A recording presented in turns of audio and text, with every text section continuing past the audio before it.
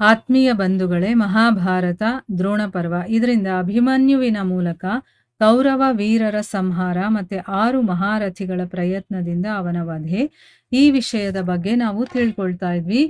ಓದ ಭಾಗದಲ್ಲಿ ಕರ್ಣ ದ್ರೋಣಾಚಾರ್ಯರಿಗೆ ಹೇಳ್ತಾನೆ, ಅಭಿಮನ್ಯು ನಮ್ಮ ಪಕ್ಷದಲ್ಲಿರೋರನ್ನೆಲ್ಲ ತುಳಿದು ಹಾಕ್ತಾ ಇದ್ದಾನೆ, ಹೇಗಾದ್ರೂ ಮಾಡಿ ನಾವು ಅವನನ್ನು ಕೊಲ್ಬೇಕು, ಇದಕ್ಕೇನಾದ್ರೂ ಒಂದು ಉಪಾಯ ಹೇಳಿ ಅಂದಾಗ ದ್ರೋಣಾಚಾರ್ಯರು, ನಾನು ಅವ್ರ ತಂದೆಗೆ ಅಂದ್ರೆ ಅರ್ಜುನನಿಗೆ ಕವಚ ಧಾರಣೆ ಮಾಡುವಂತ ವಿದ್ಯೆಯನ್ನ ಕಲಿಸಿದ್ದೆ, ಅದನ್ನ ಇವನು ತಿಳ್ಕೊಂಡಿದ್ದಾನೆ ಅನ್ಸುತ್ತೆ.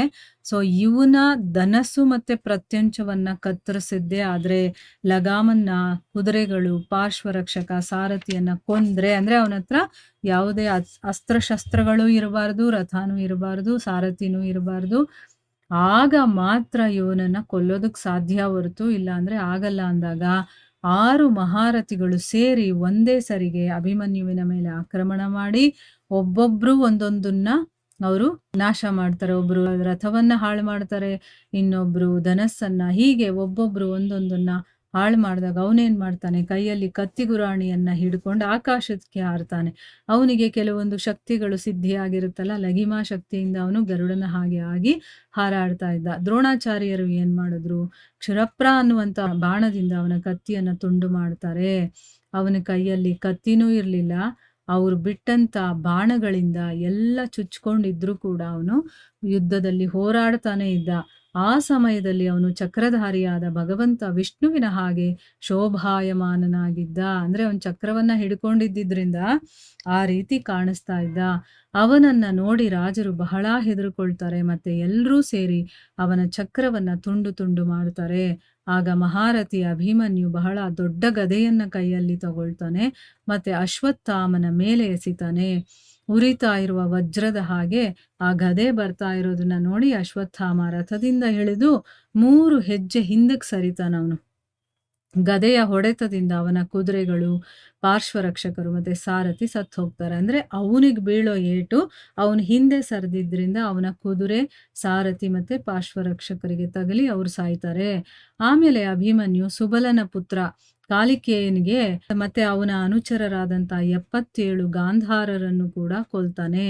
ಆಮೇಲೆ 10 ಬಸಾತಿಯ ಮಹಾರಥಿಗಳನ್ನ ಮತ್ತೆ 7 ಕೇಕೆಯ ಮಹಾರಥಿಗಳನ್ನು ಕೂಡ ಸಂಹಾರ ಮಾಡಿ 10 ಆನೆಗಳನ್ನ ಕೊಲ್ತಾನೆ. ಆಮೇಲೆ ದುಶ್ಯಾಸನ ಕುಮಾರನ ರಥ ಮತ್ತೆ ಕುದುರೆಗಳನ್ನ ಗದೆಯಿಂದ ಚೂರು ಮಾಡ್ತಾನೆ. ಇದರಿಂದ ದುಶ್ಯಾಸನನ ಮಗನಿಗೆ ಬಹಳ ಕೋಪ ಬರುತ್ತೆ, ಅವನು ಕೂಡ ಗದೆಯನ್ನ ಎತ್ಕೊಂಡು ಅಭಿಮನ್ಯುವಿನ ಕಡೆ ಓಡ್ತಾನೆ. ಆಮೇಲೆ ಇಬ್ರು ಒಬ್ರನ್ನ ಒಬ್ರು ಕೊಲ್ಲುವ ಇಚ್ಛೆಯಿಂದ ಪರಸ್ಪರ ಪ್ರಹಾರ ಮಾಡೋದಕ್ಕೆ ಶುರು ಮಾಡ್ತಾರೆ. ಇಬ್ರ ಮೇಲೂ ಕೂಡ ಗದೆಯ ಅಗ್ರಭಾಗ ಇರುತ್ತಲ್ಲ, ಮುಂದಿನ ಭಾಗ, ಅದರಿಂದ ಏಟಾಗುತ್ತೆ, ಮತ್ತೆ ಇಬ್ರು ಜೊತೆನಲ್ಲೇ ನೆಲದ ಮೇಲೆ ಬೀಳ್ತಾರೆ. ದುಶ್ಯಾಸನ ಕುಮಾರ ಮೊದಲು ಎದೊಳ್ತಾನೆ, ಮತ್ತೆ ಅಭಿಮನ್ಯು ಇನ್ನೂ ಹೇಳ್ತಾನೆ ಇದ್ದ ಅಷ್ಟ್ರಲ್ಲಿ ಅವನೇನ್ ಮಾಡ್ತಾನೆ, ಅಭಿಮನ್ಯುವಿನ ತಲೆ ಮೇಲೆ ಗದೆಯಿಂದ ಹೊಡಿತಾನೆ. ಅದರ ಪ್ರಚಂಡ ಆಘಾತದಿಂದ ಅಭಿಮನ್ಯು ಮತ್ತೆ ಪ್ರಜ್ಞೆ ತಪ್ಪಿ ಬೀಳ್ತಾನೆ.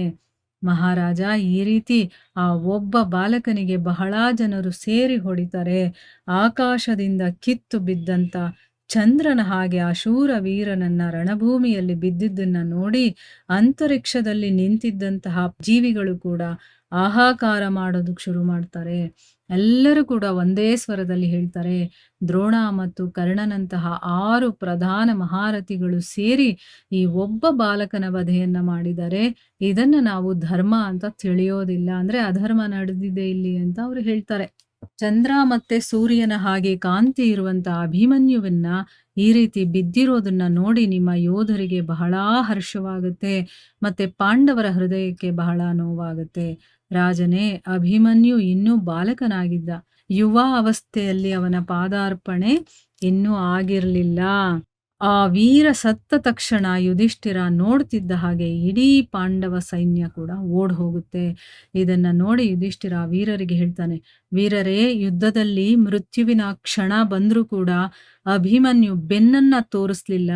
ನೀವು ಕೂಡ ಅವನ ಹಾಗೇನೆ ಧೈರ್ಯವನ್ನ ಇಟ್ಕೊಳ್ಳಿ, ಹೆದರ್ಕೊಳ್ಬೇಡಿ. ನಾವು ಖಂಡಿತವಾಗ್ಲೂ ಕೂಡ ಶತ್ರುಗಳ ಮೇಲೆ ವಿಜಯವನ್ನ ಪಡಿತೀವಿ.